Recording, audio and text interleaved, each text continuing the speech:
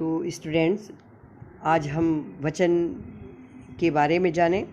वचन भी हमारा एक विकारी शब्द है जो संज्ञा के तीन विकारी होते हैं, लिंग, वचन और कारक। तो आज वचन के बारे में हम जानें। वचन क्या है?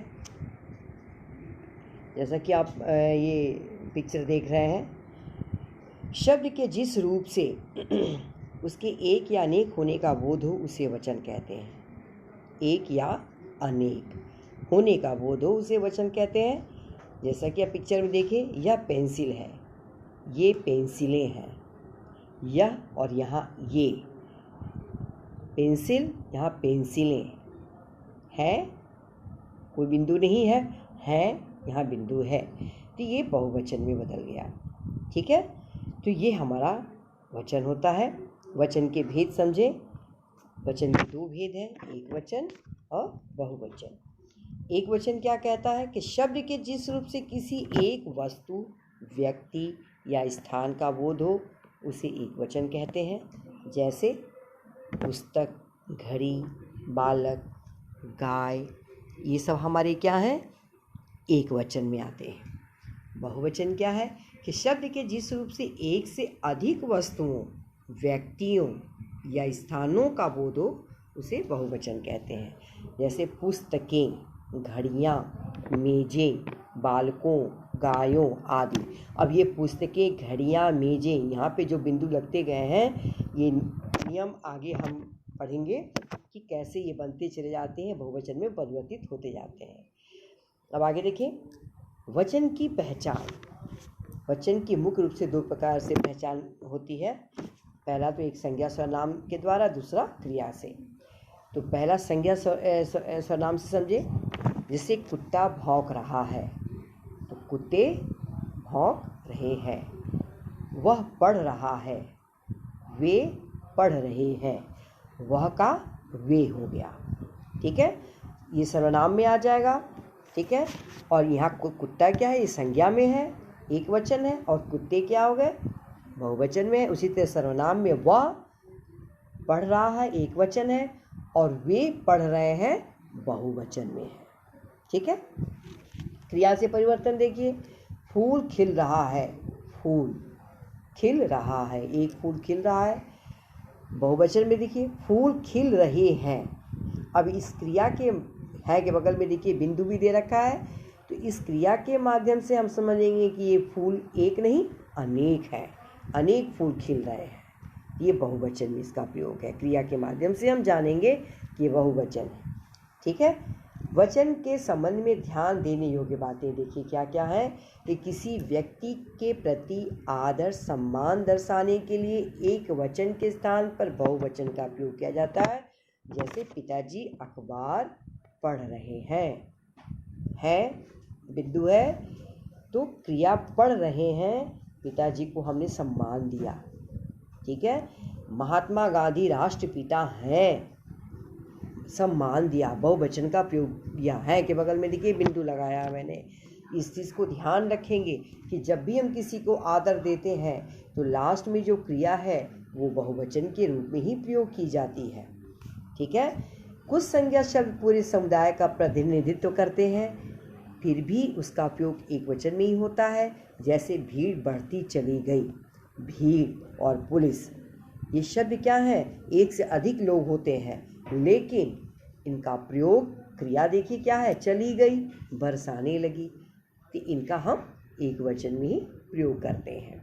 ठीक है, कुछ शब्द सदैव बहुवचन में ही प्रयोग किए जाते हैं। जैसे आंसू, आपके सामने है आंसू, हस्ताक्षर, दर्शन, समाचार, प्राण, होठ, बाल, तो बहुत सारे ऐसे शब्द हैं जो सदैव बहुवचन में ही प्रयोग किए जाते हैं। ठीक है, कुछ लोग स्वयं को दिखाने के लिए मैं के स्थान पर हम का भी प्रयोग करते हैं। ठीक है, जैसे हम बाजार जा रहे हैं, तो ये बहुत वैसे नहीं है, जैसे ये एक वचन में ही है, माना जाएगा इसको भी। ठीक है, अब आगे हम देखें, वचन परिवर्तन के कुछ नियम दे रखे हैं।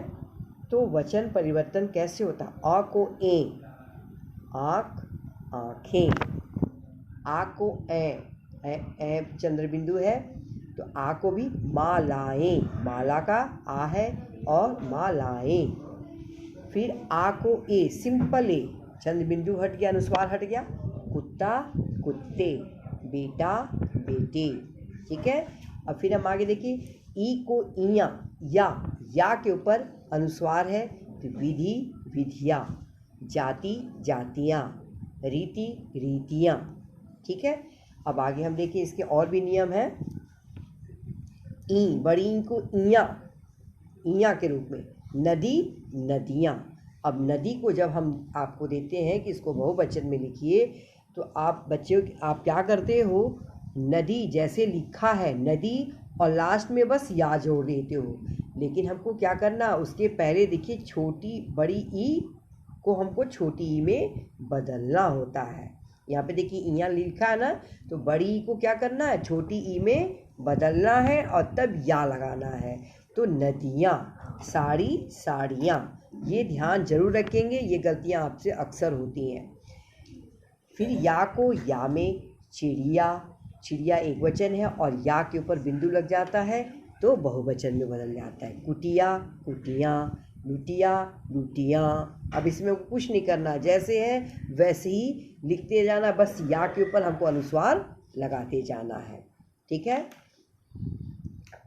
छोटा ऊ बड़ा ऊ को ए में बदलना है, तो धेनु धेनुएं, वस्तु वस्तुएं, बहु बहुएं।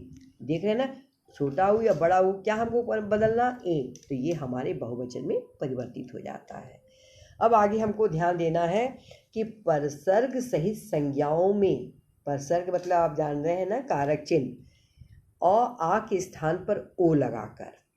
तो संज्ञा क्या है, नौकर माता बहन अमीर लता लाल, ये सब क्या है, संज्ञा है। तो इन संज्ञाओं में औ आ के स्थान पर ओ, नौकरों ने, माताओं ने, और परसर्ग लास्ट में हम लगाते ने लगा है ना, लताओं पर, सालों पर से, तो ये हमारे परसर्ग हैं, इनके साथ हम लगाकर लिखते हैं। कुछ शब्द में एक वचन बहुवचन में कोई परिवर्तन नहीं होता है।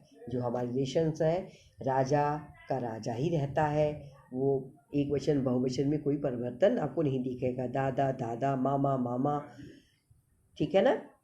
तो आगे देखिए, कुछ शब्दों में गण वर्ग जन जोड़ा जाता है। तो जैसे हमको जब हम किसी चीज़ को पढ़ाना होता है तो हम बहुवचन में बताना होता है, तो हम उसको क्या, उसमें क्या क्या जोड़ते हैं, कहीं कहीं जन गण वर्ग वृंद ये शब्द जोड़ते हैं। अब जैसे यहाँ पर आपके दिया है अध्यापक, तो अध्यापक गण बहुवचन में बनाएंगे। पाठक, तो पाठक वर्ग वर्ग लगा के बहुवचन बताएंगे। गुरु गुरुजन जन लगा के बनाए। और एक दो एग्जाम्पल और समझ लीजिए, लेखक लेखक वर्ग, ऋषि ऋषि वृंद, पक्षी पक्षी वृंद। ठीक है ना। बंदी सेवक सेवक जन, बंदी बंदी जन। तो बहुत सारे ऐसे शब्द हैं बेटा जिनको बहुवचन बनाने के लिए हमको उसमें इन शब्दों का जन गण वर्ग वृंद शब्द जोड़कर बनाए जाते हैं।